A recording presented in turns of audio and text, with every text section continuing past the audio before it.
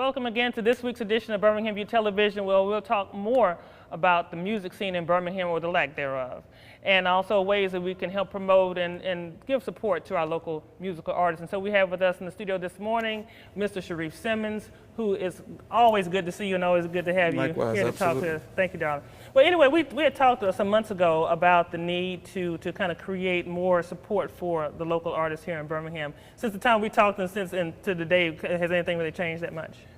Well, there hasn't been a huge evolution, but I think, you know, I go out pretty often seeing live music, and I know if there's a passion here. There's a lot of talent, and there's a lot of commitment to good musicianship.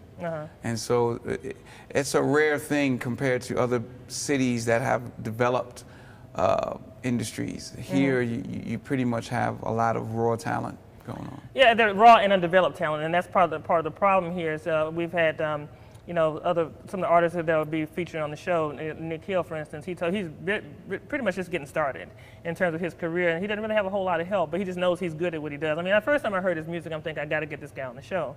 But you know, how do you take them from that raw level into something that's more polished, I guess is the better way? Well, you know, I think, you know, just creating opportunities. I think your experiences ultimately are going to be what you learn from. And I think polished and all of that is all relative, because there seems to be such a broad genre of music now, meaning that you can put stuff out on the internet and and it not have to go through these traditional channels. Yeah, and we talked about that too. Yeah, so there's that, but also that gap hasn't been completely bridged yet. There's still the need for national exposure, and I think, you know, just creating opportunities for people. I think that's what Birmingham is in the process of doing right now. Part of, and I guess you feel like maybe the thing that's holding Birmingham back is the history of the place, or people not wanting to be associated with the Alabama, Bam. I mean, there's such negative connotations about Birmingham, even though I love the city. I want to get straight about that.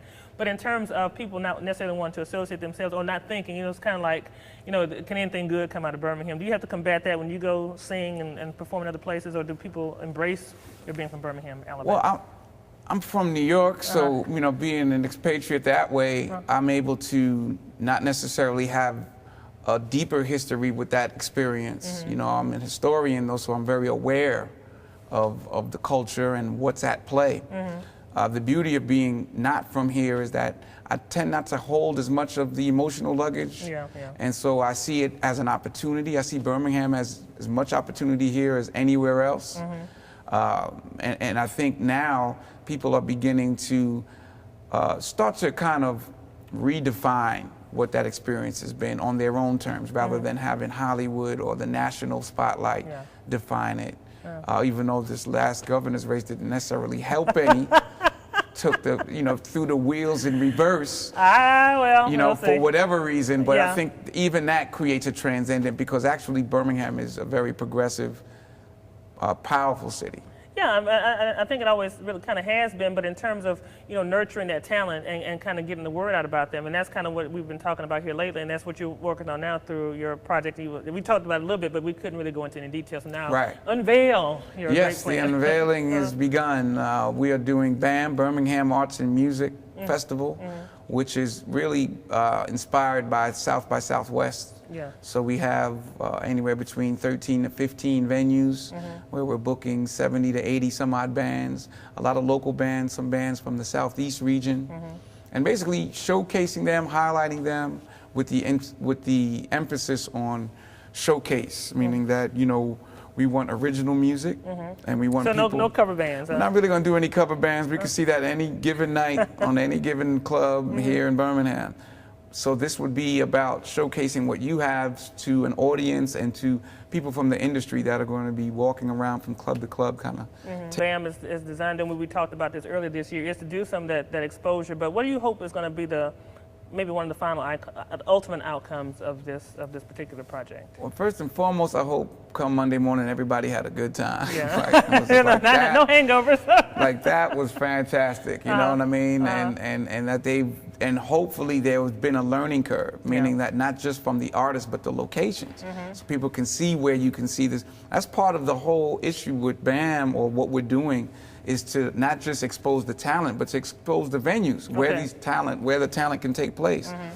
And also get a better sense of the people in Birmingham. You know, we're definitely working on having venues that are integrated with different music. We have an element of it that is a virtual element where we'll be projecting from venues in Amsterdam and Rotterdam and in Stockholm. We're in the middle of firming those up, and so by the time the festival comes, there'll be an immersive experience. And when you say immersive, what does that mean? Meaning that you'll feel like you went to Disneyland for music. And you're constantly going to be stimulated, you're constantly going to be engaged, you're constantly going to have something to do for those 3 days, August 20th, 21st, and 22nd. You'll have a variety of options in multimedia, not just music, but visual art, DJing, video, variety of different things will be taking place over the course of all the programs. There will be that. I don't know what the first year is going to look like. This is going to be an ongoing year. I hope by 5 years from now that we would have created a cultural pattern that makes a distinction between the different forms of music that are available in Birmingham, so that people start looking on a national level towards Birmingham.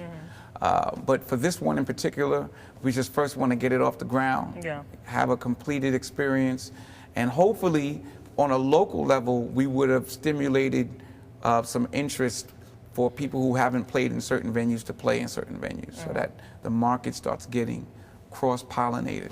So somebody might go in to hear rock, they might hear R&B, blues, they might hear funk, blues, they might hear some reggae, they might hear some Latin jazz. And you know, because we're programming those on the same stages, we hope that that exposure will let people have a unique experience. Some people will like it, some people won't. That's how that works. But it's about creating a new dynamic, not recreating every Saturday night that takes place here, but creating a new Saturday night and a new paradigm with that. Part of what we talked about earlier when we said not having any covers, and the question I wanted to ask you, and I think I may have talked about this before at one point, but again, you know, is Birmingham really ready for original music? Are we a town that's just so used to hearing the good old standards of the songs that we're used to hearing that we might not appreciate an artist who comes in with some really great music that's just as good as anything nationally, but may not get the kind of appreciation because we're not ready for that? Well, part of the impetus for putting this festival together were my experiences, myself and Defina Ward, who's partnering with me on this, was the result of a television show I had here. That's right. And as a result, I would go out into clubs, and I did notice that people were responding really well to original music here in Birmingham. Yeah, there is actually a so I'm wrong.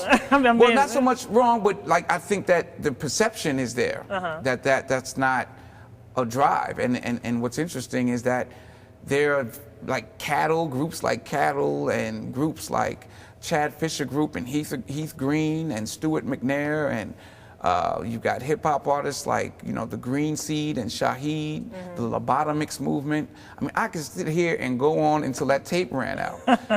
And those people are doing events that are being supported and that are starting to burgeon up and really make a difference. And so what we're doing with Bham is just putting them all in one weekend.